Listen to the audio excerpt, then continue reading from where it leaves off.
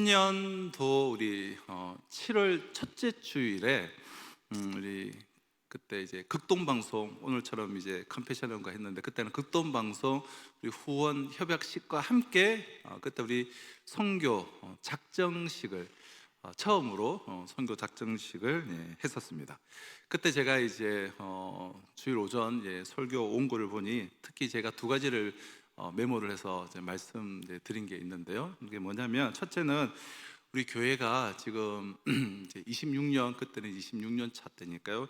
26년이나 되었는데 아직 파송 선교사가 없는 것은 사실은 매우 안타까운 일이니 솔직히 이제 그때 그 표현으로는 26년이 된다 아직 파송 선교사가 없다는 것은 우리가 사실은 이제 부끄러운 일이니 코로나 이제 기간이었지만 우리가 1호 선교사 파송이 속히 될 수 있도록 우리가 기도하자라는 그런 말씀을 제가 첫 번째로 이제 드렸었습니다. 그리고 또 하나는 제가 또 선교 헌금을 이제 작정을 이제 하시기를 강조를 하면서 일반 재정과 선교 재정을 이제 분리를 하게 될 것이고 선교 재정이 이제 일반 재정으로 이렇게 넘어오는 일은 이제 없을 것이다라는 말씀을 제가 원고를 보니 그런 말씀을 드렸습니다. 그때만 해도 이제 일반 재정과 우리가 선교 재정이 좀 명확하게 분리가 되어 있지 않았고, 또 당시 이제 코로나 기간이었기 때문에 당장 이제 뭐 대면 예배를 안 드리는 날들이 더 이제 많아서 혹 재정이 좀 줄게 되지 않을까. 그리고 이제 살림살이를 좀 줄게 되면 그럼 재정이 줄게 되면 살림살이를 우리가 줄이면 되지 선교를 줄이지는 이제 않겠다, 이제 그런 말씀을 이제 작정식 날 드렸었습니다. 그러니까 일반 재정에서 우리가 선교 재정으로 이제 지원을 오히려 하는 일은 있어도 살림살이가 어렵더라도 선교 재정이 일반 재정으로 사용되어지는 일은 없을 테니까 성도님들 선교에 적극적으로 이제 동참해 달라는 그런 말씀을 이제 드린 것이죠. 시간이 지나서 지금 이렇게 오늘 제가 어제 쭉 이렇게 되돌아보니 참 감사하게도 우리 많은 우리 성도님들의 어려운 상황 가운데서도 우리 많은 분들이 십시일반으로 우리가 그렇게 뭐 큰 부자는 없잖아요. 그래서 우리가 막 크게 뭐 그렇게 하시는 분들은 없지만 그게 사실 건강하지도 않고, 근데 정말 우리가 많은 분들이 참 십시일반으로 우리는 동참하는 분들이 참 많은 게 참 감사한 것 같아요. 그러니까 그렇게 많은 분들이 적극적으로 동참해 주셔서 우리가 선교사 이제 1호 파송은 물론이고 이미 그 전에 올해 우리가 선교회를 하나 이제 설립해서 또 선교를 통해서 우리가 또 현지 중국에 있는 현지인을 또 선교회로 파송하고 설립도 하는 그러한 일들이 있어서 참 감사한 것 같습니다. 또 그 외에 우리가 선교의 지경도 계속해서 우리가 넓어지면서 2020년 그때를 기준으로 지금 선교 재정이 3배 이상, 3배 이상이 늘었고 그에 따라 선교비 지출도 한 3배 정도 그 이상으로 이렇게 늘었습니다. 자, 그럼에도 불구하고 우리가 일반 재정에서 선교와 구제에 대해서 따로 선교 재정과 상관없이 매해 우리가 4천만 원 이상을 추가로 일반 재정에서 선교 재정으로 계속해서 우리가 지원을 하고 있습니다. 참 얼마나 참으로 감사한 일인지 모르겠습니다. 자, 오늘 본문 우리가 고린도전서인데요. 고린도전서 1장에서 15장까지는 그러니까 고린도 교회의 여러 문제들에 대한 기록들이죠.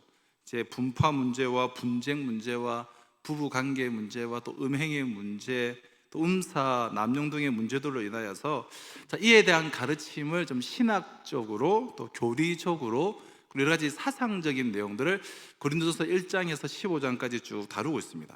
자, 그런데 마지막 16장에서는 이 모든 그런 문제들에 대한 실제적인 문제 해결 방안, 그동안은 신학적으로 사상적으로 이렇게 해야 된다 그런 이야기를 했다면 마지막 16장에서는 이 모든 해결책의 결론을 이제 제시하고 있는 메시지라고 할 수가 있어요. 16장은 1장에서 15장까지 있었던 그 수많은 문제에 대한 실제적인 문제 해결 제시 방안, 한마디로 말하면 고린도서 16장은 바울과 이 고린도 교회가 정말 선교 사역의 파트너로서 이 본질적인 우리 주님이 부르신 그 사명, 선교 사역을 정말 감당해야 나가면 이 모든 문제는 다 해결된다, 그것으로 이제 서술을 하고 있는 것이 16장이에요.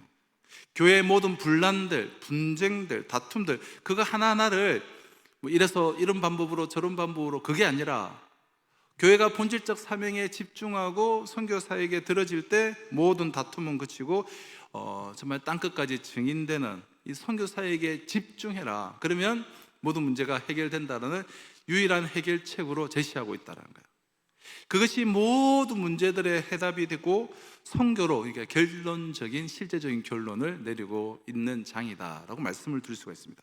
그러므로 16장은 어느 시대에나 주님의 그 몸된 교회들이 하나님의 선교 사역을 정말 감당하기 위해서 반드시 배워야 할, 그러니까 실제적인 교훈을 담고 있는 장이라고 할 수 있는데요, 이러한 고린도전서 16장을 통해서 우리는 성공적인 선교의 세 가지 요소를 이제 만나게 됩니다.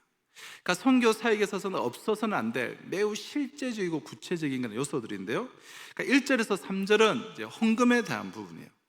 4절에서 9절은 시간이에요. 또 시간을 우리가 드려야 되겠죠. 그리고 10절에서 24절은 이제 동력자들, 함께 이 선교 사역에 쓰임받은 동력자들, 이렇게 헌금과 시간과 동력자들에 대한 말씀이 16장인데, 자, 그 중에 첫 번째, 오늘은 우리가 헌금에 대해서만 1절로 3절에서 말씀을 좀 나누려고 하는데요, 그러니까 선교를 우리가 돈으로 하는 것은 아니지만 실질적인 사역이 진행이 되려면 물질은 꼭 필요한 요소입니다.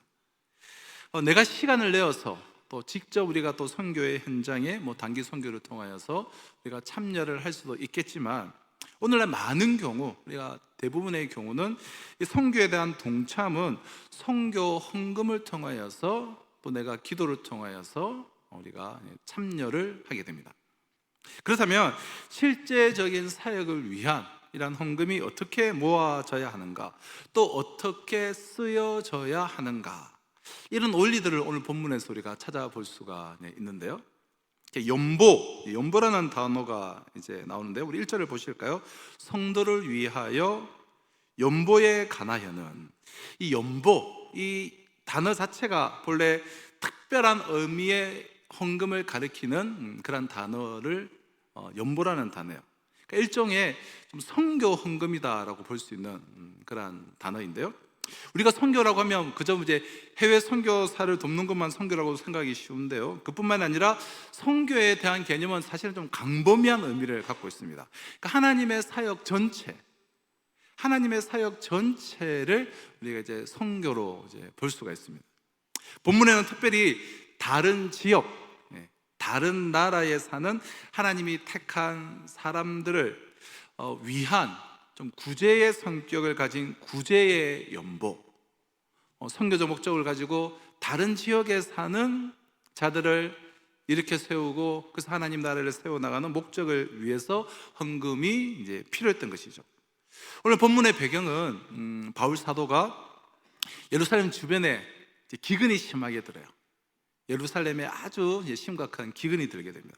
그래서 뭐 당연히 예루살렘 교회에 소속되어진 성도들과 많은 사람들이 굉장히 큰 어려움에 처하고 있다는 소식을 듣고 이제 그들을 우리 고린도 교회가 돕자라고 그렇게 하게 됩니다. 그래서 바울이 고린도 성도들에게 그것을 지금 호소하고 있는 거예요. 그 모든 문제들, 분쟁과 다툼과 음행과 은사 문제, 이런 거 모든 것은 그치고 우리가 이 예루살렘 주변의 기근 때문에 고통당하는 우리의 형제들을 돕자, 이 일을 통하여서 우리는 오히려 교회가 새로워지자, 뭐 그런 권면을 하고 있다고 볼 수가 있는 것이죠. 그래서 바울이 고린도 성도들에게 그것을 이제 호소하는 거예요. 그래서 고린도 성도들의 그 헌금을 통해서 예루살렘 교회의 필요가 채워지기를 바랬던 것이죠. 그러면서 고린도 교회는 또 놀랍도록 회복되어지기를 원했던 것입니다. 자, 이런 배경과 상황 속에서 오늘 본문에서 우리는 좀 보다도 좀 구체적으로 주제에 접근해서 헌금의 중요한 7가지 기초적 원리들을 배울 수가 있습니다. 우리가 이제 기억해야 할 헌금의 가장 중요한 7가지 원리들을 오늘 본문에서 우리가 하나하나 좀 굵직굵직하게 빨리빨리 배울 수가 있는데, 우선 첫째로 헌금의 가장 중요한 원리는 헌금은 자율적인 것이다라는 거예요. 자발적인 것이다. 그러니까 자원함으로 드려지는 헌금이어야 한다는 거예요. 자, 1절을 다시 한번 보실까요? 성도를 위하는 연보에 대하여는 내가 갈라디아 교회들에게 명한 것 같이 너희도 그렇게 하라. 자, 우선 연보라는 단어 자체가 이 로기아라는 그런 헬라 단어인데요, 이 로기아라는 단어의 뜻은 자율적으로 드려지는 헌금을 뜻하는 단어예요. 자율적으로 드리는 헌금, 자원에 의해서 드려지는 헌금. 연보, 로기아. 이 로기아는 강제적인 세금과 매우 비교가 되는 그러한 단어입니다. 헌금은 우선은 자원하는 마음이 있어야 돼요. 기쁨으로, 자발적으로. 자원하는 마음이 없으면 혹 아무리 많이 드려도 하나님이 보시기에는 별 의미가 없는 거예요. 고린도후서에서 바울은 좀 더 이 헌금 문제를 이제 다루면서 억지로 해서는 안 된다. 헌금은 자원하는 마음에 의해서 드려져야 한다. 기쁜 마음으로, 자원하는 마음으로 헌금의 진정한 그 목적을 이해하고 그 자율성에 의해서 드려야 한다. 이것이 헌금의 첫 번째 원리죠. 자, 둘째는, 그러나 헌금에는 의무적인 차원이 있습니다. 자율성의 차원이 있는 반면에 의무적인 차원이 있다는 거예요. 자원함으로 드리는 동시에 성도의 의무임을 깨닫고 드려야 한다는 거예요. 헌금은 자율성이라는 측면이 분명히 있지만 동시에 의무적인 차원도 분명히 있다는 거예요. 1절에 보시면 바울이 고린도 교회 성도들에게 헌금을 가르치고 또 권고하면서 그것을 명령하고 있다는 사실을 잘 주목해 보시기를 바랍니다. 내가 갈라디아 교회들에게 명한 것 같이. 내가 갈라디아 교회에 헌금을 명하고 가르친 적이 있는데 너희도 즉 고린도 교회도 지금 그렇게 하라라는 거예요. 여기서 우리가 헌금에 대한 어떤 의무감을 우리가 볼 수가 있습니다.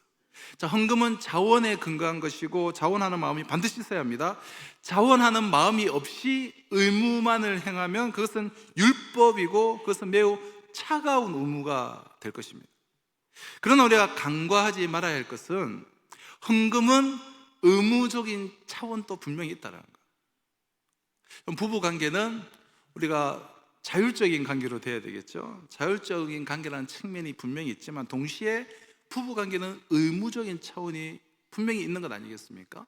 마땅히 행해야 될 남편으로서의 의무, 아내로서의 의무, 그리고 아빠로서의 자녀에 대한 그 의무 때문에 억지로 하지 않고 스스로 기쁨으로 아내와 또 자녀들을 사랑하고 돌보지만 거기에는 반드시 해야만 하는 의무가 있다는 거예요. 남편으로서 지키고 해야 될 의무도 있는 것입니다. 그것을 떠나서는 안 되는 거잖아요. 그러니까 두 가지 측면이 다 필요한 겁니다. 하나님과의 관계에 있어서도, 우리가 헌금의 영역에 있어서도 자율성과 동시에 또한 의무성도 중요하다는 사실을 우리는 기억해야 돼요. 헌금은 그리스도인들에게 있어서 그저 해도 좋고 안 해도 괜찮은, 그러니까 선택의 문제가 아니라 그것은 의무의 문제입니다. 특별히 선교의 그 헌금은. 그래서 바울은 지금 헌금을 하라고 사실은 호소를 하고 있지 않아요. 명령하고 있는 거예요. 요즘은 성도들이 우리가 싫어해서 헌금 설교는 하면 안 된다라고 하지만 오늘도 우리 컨피션 선데이를 맞이하여서 저는 지금 호소를 하고 있는 것이 아니에요. 말씀을 대언하는 거야. 말씀을 붙잡고 말씀을 대언하고 있는 것입니다. 왜냐하면 성도라면 마땅히 그렇게 해야만 하기 때문에. 헌금의 두 번째 원리는, 헌금은 우리가 마땅히 해야 할 의무임을 깨닫고 드려야 한다라는 그런 사실입니다. 자, 세 번째 헌금의 원리는 규칙적으로 드려져야 한다는 것이죠. 자, 2절을 한번 보실까요? 매주 첫날에 너희 각 사람이 수입에 따라 모아두어서 내가 갈 때 연부를 하지 않게 하라. 헌금을 규칙적으로 모아서 드리는데 어떻게, 언제마다 모으라고 하죠? 매주일 첫날에 모아라. 자, 초대교회 그리스도인들은 우리 주님의 그 부활을 기념하며 안식 후 첫날, 즉 이 주일에, 즉 일요일에 그들은 함께 모였습니다. 모여서 주님을 경배하고 또 떡을 떼며 또 예배를 드렸습니다. 그러니까 주일날마다 헌금을 규칙적으로 드리도록 권고한 그런 말씀이에요. 그럼 왜 규칙적인 헌금이 중요할까요? 규칙적인 헌금은 우리의 규칙적인 헌신의 표시이기 때문이에요. 하나님을 향한 헌신은 규칙적인 여러분 헌신이어야만 합니다. 그러니까 내 마음대로, 그러니까 내 기분 내키는 대로, 내 영적인 어떤 상태에 따라서 내 기분이 좀 좋으면 어떻게 인심을 쓰듯 많이 냈다가 내 기분이 나쁘면, 마음에 안 들면 안 하고, 담임 목사가 마음에 들면 좀 많이 하고, 담임 목사가 마음에 좀 안 들면 왠지 헌금도 안 하고, 이건 하나님께 드리는 헌금이 아니죠. 오락가락 내 멋대로 하는 것은 매우 감정적이고 그것은 매우 불안한 것이고 그건 우리의 삶이 될 수가 없는 거예요. 우리의 신앙이 우리가 삶이 되어야 하는데 라이프 스타일이 되려면 이렇게 규칙적이어야 한다. 규칙적이어야 한다는 것이 굉장히 중요합니다. 그래서 이번에 우리 작정하신 분들은 매달 규칙적으로 이렇게 우리가 돕게 될 텐데요. 그래서 보통 때는 뭐 안 하고 있다가 나중에 생각나면 1년에 한 번 뭐 왕창 한다든지, 갑자기 막 기분이 좋아지면 하다가 내가 기분이 별로 안 좋으면 안 하고 자기 감정 따라, 그게 아니라는 것이죠. 그런 헌금은 하나님 앞에 아름다운 헌금의 태도는 아닐 것입니다. 우리가 늘 규칙적으로 주님 앞에서 살아간다면 그것이 규칙적인 나의 그 헌신을 점검하기 위해서 하나님이 내게 주신 것의 그러한 한 일부를 주를 향한 우리의 신앙의 고백으로 우리가 드려질 수 있을 때에 규칙적 헌금은 우리의 규칙적인 헌신의 표현이라는 거예요. 그래서 우리가 규칙적으로 드려야 한다. 자, 네 번째 원리는 비례적으로 드려야 한다는 것이죠. 2절을 다시 보실까요? 매주 첫날에 너희 각 사람이 수입에 따라 모아 두어서, 많이 얻으면 그 많이 얻은 비례에 따라서, 적게 얻으면 적게 얻은 대로 그 비례에 따라서 수입에 따라서 드려야 돼요. 수입에 따라서 비례적으로 드려야 한다는 거예요. 그럼 11조를 드릴 때 10만 원 드리는 것은 뭐 그렇게 어렵지 않은데 100만 원 혹은 1000만 원 드리는 것은 아주 힘들어하는 경우가 있습니다. 우리가 수입에 따라서 더 내가 하나님의 부어주심, 더 많이 축복을 받으면 더 많이 우리가 드릴 수 있어야 하지 않겠습니까? 월급은 올라가는데 나에게 수입은 늘었는데 헌금은 비례적이지로 않을 때가 많아요. 그래서 일반적으로 많이들 흔히들 하는 금액이라고 생각하는, 자 11조라고 한다면 되게 일반적으로 20만 원, 30만 원, 큰 돈이죠. 30만 원도 얼마나 큰 돈입니까? 근데 하나님이 주신 자신의 수입과 비례적으로 전혀 맞지가 않는데 일반적으로 이렇게들 많이 하니까 그 정도 손으로 체면치레는 할 수 있다는 여기는 정도의 금액으로 일반적인 기준으로 여겨지는 그러한 기준으로 드리는 경우가 참 많아요. 그럼 하나님이 우리를 축복하신 것, 우리 남편을 축복하시고 가정을 축복하시고 내 사업장을 지켜주시고 축복하시고, 헌금은 그 축복하신 것에 대한 인정이잖아요. 하나님 주셨습니다. 하나님 나를 축복해 주셨습니다. 하나님 오늘까지 인도해 주셨습니다. 모든 것이 하나님의 것이오나 내가 구별하여서 하나님께 드립니다. 그런데 축복은 늘어가는데 헌금은 늘어가지 않는다. 우리가 마음속에 더 많은 그러한 축복을 누리고 싶으면 하나님, 내가 더 많은 헌금을 드릴 수 있도록 은혜를 내려주세요. 그럼 더 많이 드릴 수 있는 게 좋은 것이 아닌가요? 비례적으로 더 많이 드릴 수 있는 것이 좋은 것이죠. 우리가 이런 경우를 정말 이렇게 좀 주의를 해야 되는데요. 예를 들어서 우리가 사랑방에서 혹은 어떤 우리가 전도회에서 우리가 뭐 이번에 우리가 선교사님 우리가 뭐 후원하기로 했다. 근데 가장 이제 부유한 분이 우리 다 똑같이 우리 5,000원씩 내서 혹은 10,000원씩 모아서 우리 선교사님을 후원합시다. 이것은 아니라는 거예요. 이것은 그 마음이 굉장히 악한 마음이에요. 사랑방 식구들, 전도의 식구들 형편이 다들 달라요. 넉넉한 분이 계시고 정말 어려운 분이 계세요. 그래서 넉넉한 분이 그렇게 말하면 안 되는 것이죠. 그러니까 헌금은 수입에 따라서 하나님이 주신 것에 따라서 비례적으로 드리는 것입니다. 그럼 더 많이 드릴 수 있는 거, 그 축복 아닙니까? 더 많이 드릴 수 있다면 축복이잖아요. 손해보는 것 아니잖아요. 그럼 더 많이 드리시는 것을 싫어하신다면 하나님께서 더 많이 드리지 않아도 되는 그런 형편으로 바꾸어 주실지도 모르겠어요. 더 풍성히 후히 드리시기를 우리가 원하셔야죠. 그만큼 내 삶에 하나님의 그 풍성하심과 하나님의 도우심의 은혜가 있었다라는 거예요. 자, 헌금의 네 번째 원리, 이제 비례적으로 이제 드려야 한다. 자, 다섯 번째, 그럼 준비하고 드려야 되죠. 준비하고. 2절에 다시 보시면 매주 첫날에 너희 각 사람이 수입에 따라 모아 두어서 내가 갈 때에, 뭐죠? 내가 갈 때에 연보를 하지 않게 하라. 내가 갈 때에 연보를 하지 않도록 미리 모아 두어라. 그러니까 늘 준비된 마음으로 드려라라는 거예요. 그럼 준비된 마음으로 드리는 그 헌금, 준비된 마음으로 드려지는 그 예배. 예배 자리에 나올 때 되면 준비된 마음이 얼마나 중요합니까? 준비된 마음은 예배의 승패를 좌우해요. 내가 정말 오늘 그 예배에 하나님의 임재를 경험하고 하나님의 은혜를 누리는가, 사실은 그 승패를 좌우해요. 예배는 준비된 만큼 더 정성스럽게 드릴 수 있고, 준비된 만큼 내가 하나님의 임재, 하나님이 기뻐 받으시는 예배, 하나님의 충만한 은혜를 받게 돼요. 어쩌다 보면 물론 우리가 예배 시간에 늦을 수도 있죠. 근데 사실 대부분이 습관적인 경우가 많아요.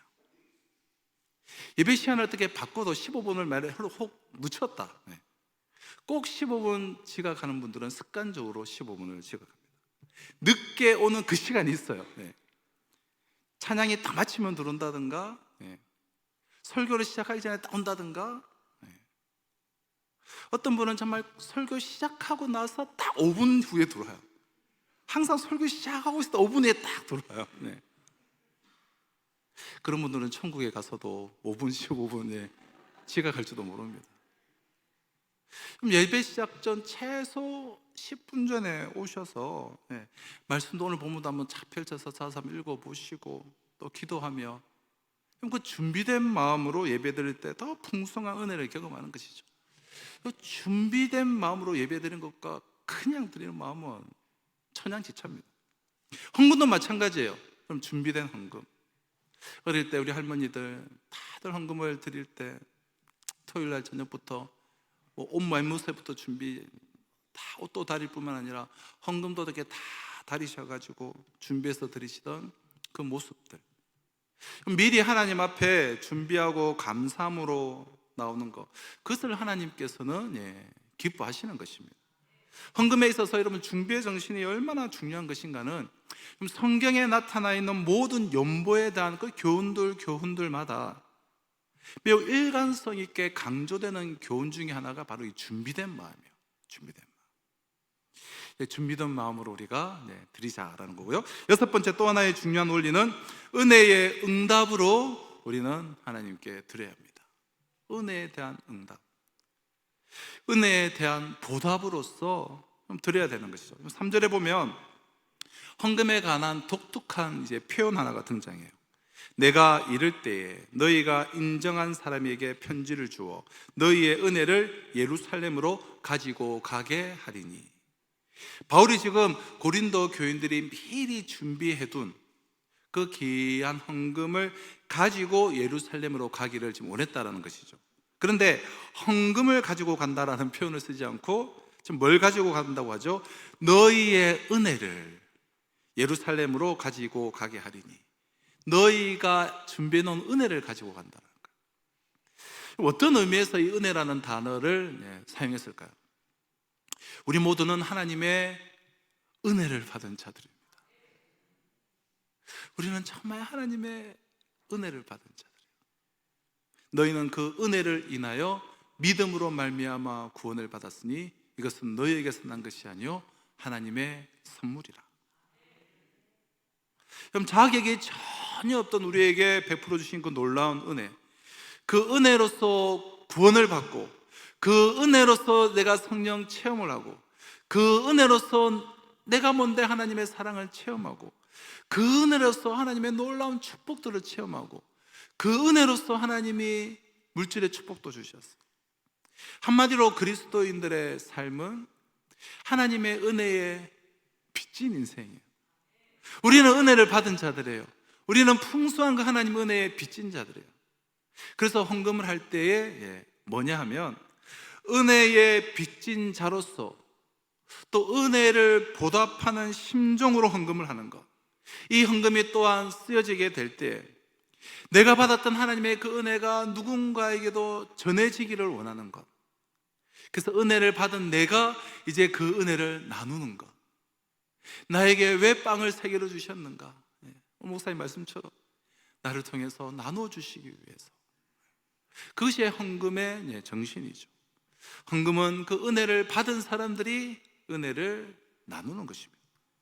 마지막 7번째, 헌금의 중요한 원리는 헌금은 그리스도인들의 교제를 위한 것이다.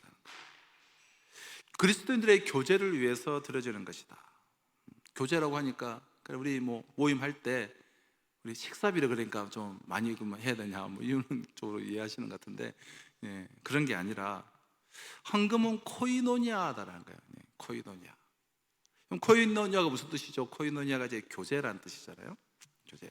우리말에 이 교제라는 말은 너무나 폭이 좁은 말이어서 교제, 그럼 우리가 그저 친구 간의 교제, 사랑하는 남녀 간의 그런 교제, 그걸 함께 식사하며 차를 마시는 것을 교제, 이렇게 생각하기 쉬운데요, 이 코이노니아라는 것은 매우 그 의미가 깊은 단어예요. 코이노니아. 이것은 내가 삶 전체에 참여한다는 의미예요.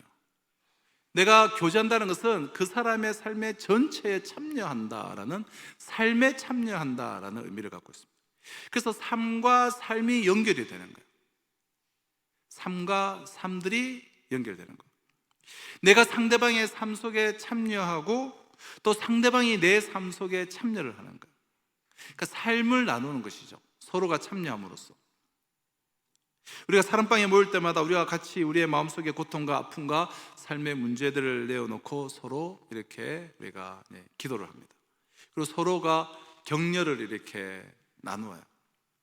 그래서 지난주에도 우리 또 한 사랑방에 우리 가서 함께 예배 드리는데, 정말 3대가 정말 그 연령 다양한 연령층이지만 서로가 이렇게 다 모여서 이 가정에서 서로의 삶을 나누면서 참 이렇게 귀한 사랑방을 꾸려 나가는 거 보니 너무 좀 좋던데요. 서로가 이렇게 격려하면서 삶에 참여하는 거죠. 그게 이제 코이노니아죠. 삶을 나누는 거.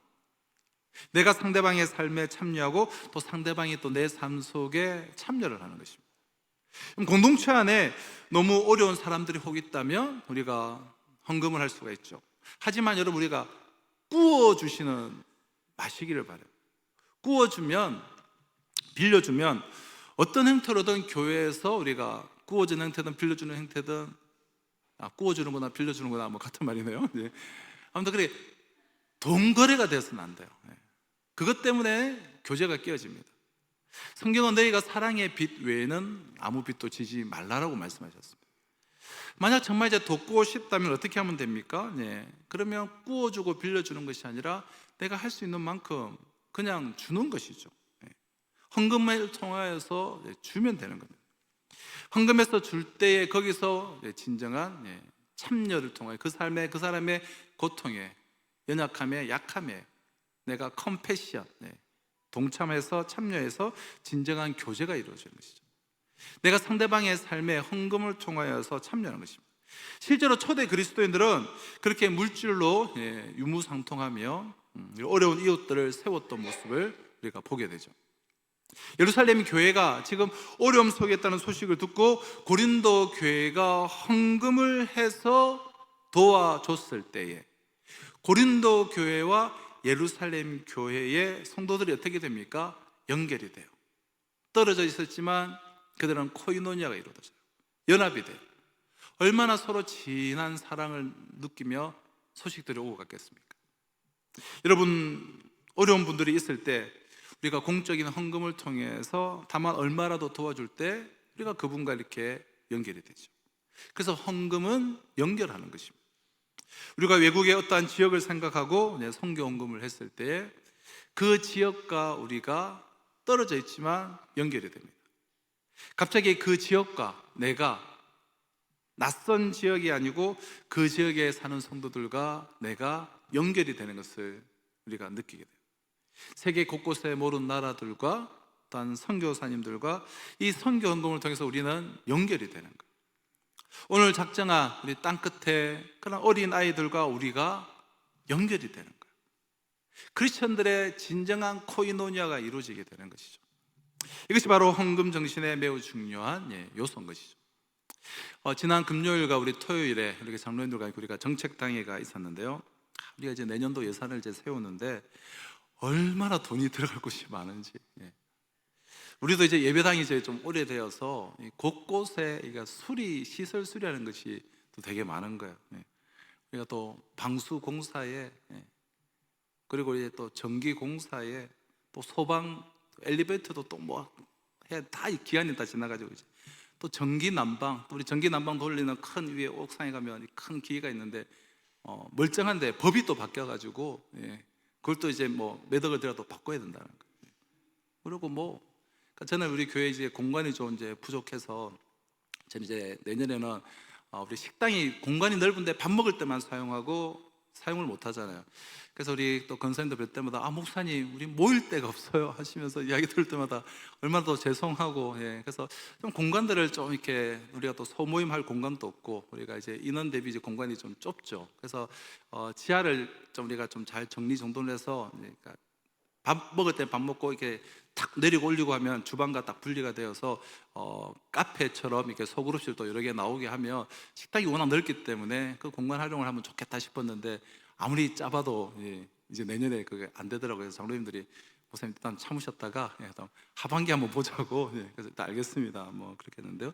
그러니까 뭐 수리할 것도 많고 뭐 이렇더라고요. 그러니까 사실 뭐 일반 재정으로 우리가 다 감당을 이제 할 수가 없는 이제 그런 상황이에요. 그럼에도 불구하고 우리가 선교 재정은 줄이지 않고 계속해서 확장 진행할 그런 예정입니다. 지금 뭐 저 개인적으로는 얻은 교회 또 공문을 통해서는 직감독적으로 이 후원 요청이 들어와 있는 우리가 선교사님들, 뭐 선교 단체, 이 미자립 교회가 사실은 막 줄을 서고 있어요. 그러니까 저는 연락이 올 때마다 이게 또 다 못 해드리니까 계속해서 또 연락을 또 계속 하시는 분들은 되게 민망해요. 그래서 뭐 답달기도 민망하고 뭐 하는 경우는 하지만 또 다 못 해드리니까 참 줄을 설 수 있기 때문에 다 할 수가 없죠, 요청들을. 그러니까 안 그래도 이렇게 할 일이 많은데 거기다가 이 컴패션 썬데이까지 해야 되는가? 잠깐의 고민은 이제 없었던 것은 아닙니다. 오늘 대략 그래도 우리 평균적으로 우리 교회 제가 여쭤보니까 우리 교회의 이러한 이제 규모의 교회들 중에 항상 이제 그래왔지만 또 우리가 평균적으로 좀 많이들 하셔서 꽤 많은 우리 가정들이 하셨는데요. 그 가정 그는 바로 이제 우리 교회와 상관없이 바로 이제 우리가 후원이 되는 거기 때문에 예를 들어서 이제 그 정도의 금액이면 지금 우리 밀려 있는 꼭 해드려야 되는 뭐 수십 군데를 할 수가 있어요. 보통 우리가 대략적으로 했을 경우 수십 군데를 할 수가 있어요. 근데 우리 교회 선교와는 직접적인 상관도 없는데 우리도 할 거 많은데 저와 관계된 분들도 막 이렇게 수십 명이 기다리고 있는데 꼭 해야 되는가 이런 생각이 사실은 안 든 건 아니었습니다. 하지만 이제 컴패션 썬데이 협약식을 기도하고 준비하며 제 안에 있는 확신은 이것이었어요. 이런 사마리아와 땅끝까지 나아가는 다양한 땅끝이 있을 텐데 우리보다 더 그 땅끝에 있는 어린이들을 우리가 어린이와 고아와 가부의 선교가 아무래도 보다 우선이 있는데 그 사역은 저보다 우리 교회보다 전문적으로 하시는 이분들이 더 잘할 수 있기에 그래서 경제적으로 사회적으로 신체적으로 영적으로 가장 땅끝에 있는 아이들과 연결이 되는 일이다. 그러므로 이 일은 우리 성도들이 복받는 길이요 축복받는 길이요 우리 교회가 복받는 길이요 우리 교회가 놀라운 하나님의 뜻을 성취해드리는 또 한 반편이다. 이런 확신 가운데 우리 오늘 또 우리 많은 분들이 동참해 주셔서 감사한데요.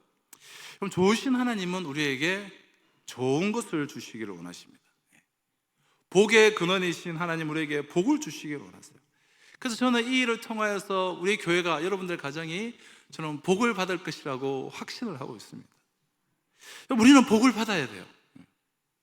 그의 사랑하는 자녀들에게 복을 주시기를 원하시는 하나님, 그 하나님께 복을 구하고 그리고 복을 받고 그 받은 복을 풍성히 또한 나누는, 그래서 기독교는 복의 종교예요. 이처럼 우리가 복을 구한다고 하면 그럼 어떤 사람이 하나님께 복을 구하고 하나님께 그런 어떤 사람들에게 복을 주십니까? 하나님께 복을 달라고 우리가 구하는 것보다 더 중요한 것은 복을 당당하게 구할 수 있는 사람이 되는 거예요. 누가 복을 당당하게 구할 수 있는 사람입니까? 하나님을 위한 소원을 가진 사람이 복을 구할 자격이 있어요. 하나님을 위한 소원을 가지고 있는 사람, 하나님을 위한 어떠한 계획을 가진 사람이 복을 구할 자격이 있어요. 자기를 위한 것이 아니라 하나님 아버지의 마음으로 하나님을 위한 것이죠. 하나님을 위한 소원이에요. 빌립보서 2장 13절을 보면 너희 안에서 행하시는 이는 하나님이시니 자기의 기쁘신 뜻을 위하여 너희에게 소원을 두고 행하게 하시나니. 그럼 하나님을 위한 소원을 가지고 정말 살면 하나님이 나와 함께 하시는 거예요. 이 소원 하나 가지고 살아가면 하나님이 정말 일사천리로 인도하세요. 그리고 그 기도에 응답하세요. 우리가 남한하여 선교회를 세워서 우리가 시국 선교를 하지 않습니까? 그 시국의 그 지하 교회를 통하여서 또 이런 사역들을 하고 있는데, 그러니까 제가 이렇게 한번 오래도래 가지마, 뭐 거리도 가깝고 얼마나 좋아요. 예. 그런데 이 비자를 해야 되니까 비자 비용도 들고 왔다고 이게 보통 일이 아닌 거예요. 한 번 가는데 비자를 끊는 게. 제가 정말 이번에 가서 그분들하고 그런 이야기 했어요. 좀 비자 좀 없어서 좋겠습니다. 예.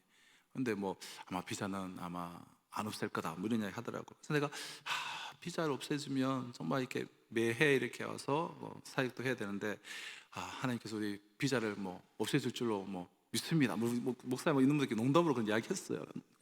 난 없어질 것 같은데 이런 이야기 했는데 돌아오고 나서 2주 만에 여러분, 예, 갑자기 아시죠? 비자가 없어졌어요. 예, 제가 얼마나 놀란지 몰라요. 예. 저는 저 혼자는 저의 그 기도에 하나님이 응답하셨다고 저는 이제 믿어요. 어쨌든 저에는 하기는 응답이에요. 비자가 없어서 얼마나 제가 좋은지. 하나님을 위한 소원을 가지고 사는 여러분 사람들은요, 하나님께 복을 구할 자격도 있지만 복을 구하지 않아도 정말 생각만 해도 하나님께서 다 이루어 주세요. 우리 모두가 다 하나님을 위한 소원을 가지시기를 바랍니다. 하나님께서 우리의 마음의 중심을 보시거든요. 우리가 하나님을 기쁘시게 하는 소원을 가지면 당당하게 구할 수가 있고 응답받고 하나님은 축복해 주십니다. 야곱이 부자 되게 해주세요, 잘 살게 해주세요, 그런 소원을 가진 적이 없어요. 그저 하나님께서 나와 함께 해달라고만 했는데 거부가 되게 하셨어요.